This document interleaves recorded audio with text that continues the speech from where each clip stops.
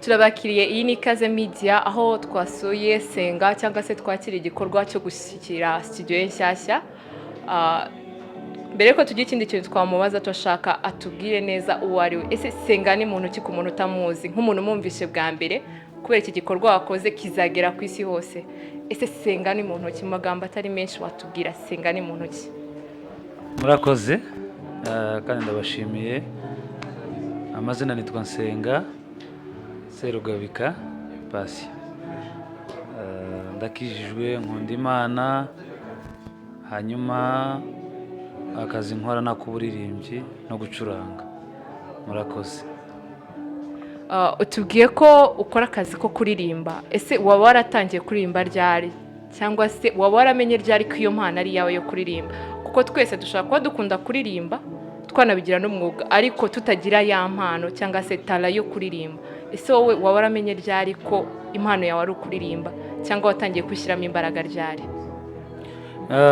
Impano yanjye kuririmba hari igihe abantu barimba mukiri abana cyangwa muri bato utaramenya neza icyo urimo urakora, ariko nabitahuye neza ndatekereza 2009-2010 nari ntangiye gutahura impano yo kuririmba, nibwo ninjiye neza muri uwo muhamagaro 2009-2010. Yego. Uri kwivuga ngo senga ni muntu ki, hari akantu wasimbutse? Iyo umuntu ari kwivuga ajya avuga na status, ese urubatse cyangwa uracyari umusore? Mwasanze aho ntuye kubaka k'umugabo, nagize ngo no kubaka umuntu afite inzu yiwe. Inzu nanjye kuvuga ngo mfite inzu iyi nyine mubona nini, ariko ntabwo ndubaka, ndacyari umusore. Okay, nimba ntagoye cyane ntari kwinjira mu buzima privé bwawe, se nihe mpamvu utarashaka? Kuko umuntu ukora igikorwa kingana gutya hari abasore benshi wenda mungana bafite amafaranga kandi kuruta yawe. Se we ni uko utarashaka ko rakoze igikorwa kingana gutya, nihe mpamvu?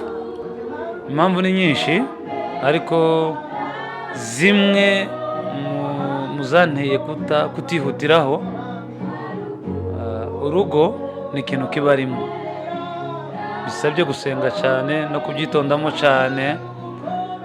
Niyo mpamvu rero nari nkirimo senga Imana ngo iduhishurire neza igihe icyo ari cyo. Ushobora gukora ikintu mu gihe kitari cyacu, ariko hari n'ibintu twagombaga kuzuza no kugeraho, nubwo bitatubuza kubaka urugo, ariko twari tukirimo dusenga Imana kandi yaradusubije.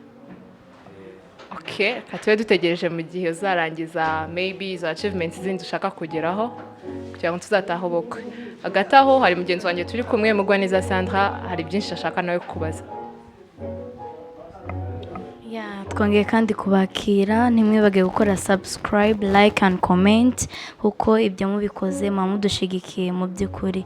Nanjye narishaka kumubaza nkuko hano twababwiye ngo twaje muri iki gikorwa cyo gushigikira nyine data Nsenga ko yashinze studio. Ndasaba ngo tumubaze ese studio bayita gute? Studio kandi ntago mwarimu hari igihe twabivuze. Twari duhari, ariko hari aba viewers bacu cyangwa hari abantu batureba bakeneye kubimenya.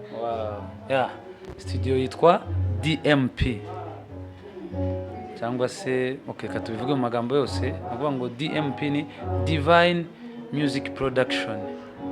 Murabyumvishije, Divine Music Production bisobanuye ngo namwe abantu bose bafite impano zanyu, the studio is just open for you. Nikina nishaka kumubaza, hano muri Uganda dutuye Kampala hari studio nyinshi, ni iki gihindura ino studio kuba special kugira ngo abantu benshi batureba bayigane? Kubera ko hari abantu benshi bari kutureba right now bibaza ngo si studio yatangiye, ni iki gitandukanye? Kubera ko hari ama studio menshi hano Kampala, ariko what's the different thing? Ni iki kiri special yaho kiri muri studio kugira ngo abantu bayigane? Icyo naho nkivuga ibintu byinshi, kuko studio zihari wabivuze ni nyinshi, ariko icyo twifuza kugeraho icyambere dushaka gushikira inzozi z'abantu benshi zitaraje habona ku mugaragaro. Icya kabiri dushaka kwagura ivugabutumwa biciye mu baririmbyi bakora indirimbo z'Imana cyane cyane worship. Hanyuma none kiri special kuri studio iyi turimo n'iz'abandi tuzakora quality, ibintu biri quality. Yego. So namwe murabyumvishije ya quality. Hari akantu bakunze kuvuga ngo quality is better than quantity. Biruta kugenda mu yindi studio bakagukorera indirimbo nyinshi ariko ukumva music batarikodinze neza. So umuntu wese uri outside there ukeneye quality, ukeneye ikintu uzumva nyene ukumva music isohoka neza, ukumva ibintu byagenze neza, just right here DMP. Ikindi nari nkereye kumubaza se ubwo studio itangira nta kintu waba uteguriye nk'abantu bakugana like something nka offer cyangwa ikintu nyene watanga, kubera ko studio igitangira nkuko bivuze ngo intego nyamukuru yanyu ni ukwamamaza ubutumwa cyangwa kugira ngo gospel music yamamare ku isi hose. So nta kintu waba uteguriye nk'abo bantu bafite amafaranga make cyangwa ubushobozi bukeya bakeneye kugira ngo bagende muri studio basohora indirimbo zabo ubutumwa bugere ku isi hose, nta kintu waba wabateguriye nkawe? Murakoze cyane. Twagitekerejeho kandi uko ubivuze niko bigomba kumera, kubera ko nibwo tugitangira. Hari offer twatekereje kuzakorera abantu abazakora mbere. Dufite uburyo twagize discount y'amafaranga. Turaza kubaha nimero kandi hari n'ubundi buryo biteguyemo vuba, niba ari Ikaze TV cyangwa abandi barabibagezaho abantu bose babimenye iyo discount uburyo imeze, ariko irahari pe, irahari ku kwezi kose kwa mbere hari uburyo twabiteguye, irahari. Yego. Yeah, that's very good. Ni ikintu gishimishije cyane kubera ko mwebwe mutaragera ngatwe twabibonye, ni ibintu bigaragara neza, it's quality nkuko yabivuze, ni ibintu nyine ubona bimeze neza. So umuntu wese uri outside there ukaba ufite ibiciro bikeya, dutangiriye mu kwa mbere hari discount, araza kubahereza nimero kugira ngo muze mumugana. Twongeye kandi kubibutsa gukora subscribe, like and comment, ibyo ni iby'agaciro kuri twebwe cyane cyane. Mpeze mugenzi wanjye wenda yaba afite ibindi ashaka kumubaza, ndeke kumutwarira opportunity yo kubaza uyu mwene ndani. Murakoze. Ndafite akandi kibazo gatoya. Urabona ntuza studio iri hano muri Kampala, urumva hari abantu bari imbarara. Ese haba ari platform waba ushyizeho kugira ngo studio yawe ibashe kumenyekana, igere ahantu hakomeye n'abandi batari mu kino gihugu babashe kuyimenya? Rwose dufite business cards, dufite ibisabwa byose kugira ngo umuntu amenye aho studio iri, uhereye ku biciro, uhereye ahiri. Sinzi ahantu dukadi turi, ariko n'ubundi kombe na Ikaze TV, Isange Films, muraza kubimenya vuba bidatinze uhereye kuri none, mu buryo tuzageza mu kwezi kwa mbere ibintu byose babifite adresse. Uwimbarara na Chaka na Kivale mu Rwanda, Burundi, Nairobi, you are most welcome. Na amahoro kandi dufite uretse n'ibyo niba wajya kuri YouTube kirana rwose. Okay, muba mufite future expectation wenda mushobora kwagura ino studio, urumva iri ahantu hamwe, murumva hari intego mufite zo gukora ama branch mu bihugu bitandukanye cyangwa wenda mu duce dutandukanye twa Uganda? For now, no. Turacyabitekereza. Yego. Okay, ndashaka ngo umfashe gatoya umbwire nimba hari abasupport ufite. Urumva iki ni igikorwa gikomeye cyane, gisaba financial support ikomeye cyane. Ese baba bahari? Kandi nimba bahari twagusaba ngo ubashimire wivuye inyuma, kuko iki ni igikorwa gikomeye cyane cy'abantu b'inyangamugayo cyane. Ubivuze neza. Si igikorwa cyoroshe pe, kandi cyadutwaye amafaranga menshi, ariko ndasubiza ku cyumbwiye kubijyanye n'abasupporters.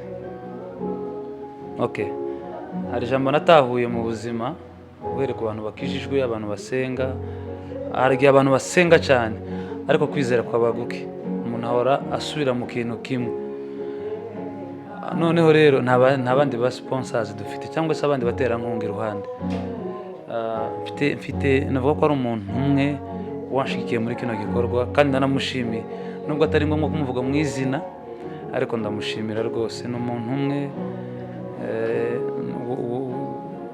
wanshigikiye, nta bandi ba sponsor. Biriya ngo abazungu, hari abantu babona ibintu nk'ibi byiza, umuntu akaba yo kwibaza ngo none ngo uriya muntu afite abaterankunga, afite bande.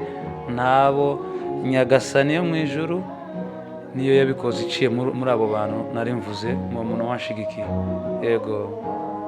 Sawa, murakoze cyane. Iyi ni Ikazemedia, dushimiye cyane Senga ku mwanya yaduhaye kugira ngo tubashe kumuganiriza, tubwiye byinshi kuri no studio, aho muri mwese turabatumiye ngo muzaze mwumve quality music not quantity. Mbere yuko dutandukana twamusanga ngo aduhe kapera aturirimbira akantu gato cyane, kuko yatubwiye ko ari umuririmbyi. Reka twumve iyo quality, kuko ndabyumva neza ari kuvuga quality, abizi neza ibyo avuze. Ni amahoro rwose, gusa nuko hari abandi practice. Ariko shimwa musaraba wambere irembo rimuza n'Imana, shimwa musaraba wambere irembo rimuza n'Imana. Ntaribarirwa kugira ngo mubaze ku ndirimbo, numvishe hari indirimbo yasohotse ariko igitangaje cyangwa ikiri different muri iyi ndirimbo ni ikigande. Senga, ko tukuzi nk'umuririmbyi w'indirimbo z'ikinyamurenge, wabitekereje gute kugira ngo uhimbe indirimbo y'ikigande, cyangwa niye ntego nyamukuru kugira ngo uhimbe indirimbo y'ikigande? Twahamaga kugira ngo turabavuga butumwa kandi si byo gushakisha, ariko turi abanyamurenge. Guhora turimba ikinyamurenge cyacu ni byiza, ariko kandi hari abandi bene data bakeneye ubutumwa. Mu gihe rero duhora dukoresha ururimi rwacu tudashobora, nimba turimba ibintu abantu batumva, ivugabutumwa ryacu riri limited, tugomba kwagura ivugabutumwa ryacu. Niyo mpamvu iyo ndirimbo twayikoze muri rugande, kubera ko turi kumwe n'abagande bashaka kumva ubutumwa, bifuza gufashwa n'indirimbo turirimba. Ni muri urwo rwego rero twakoze iyo ndirimbo y'urugande, kugira ngo dukorane na bene data bose b'abagande, tubane mu ivugabutumwa. Yego. Twongeye kandi kugushimira kuba watwitabiye, si bose ko babyemera, ariko ni iby'agaciro kuri twebwe. Ibi bibe urugero ku bandi bantu bose, abaririmbyi bagenzi be, abaririmba, tujye tugerageza kuririmba n'indimi zindi kugira ngo dufashe na bene data tuba turi kumwe. Twongeye kandi kugushimira wese, buri muntu wese uranga uri kutuviewinga. Iyi niyo Kazemedia, we hit on the point. Thanks.